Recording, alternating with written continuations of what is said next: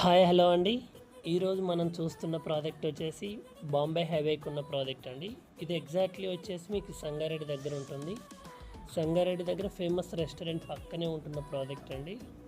So ఈ project ఏంటంటే మెయిన్గా వచ్చేసి మనకు అడ్వాంటేజ్ ఏంటంటే హైవేకి ఉన్న అటాచ్డ్ ప్రాజెక్ట్ అండి.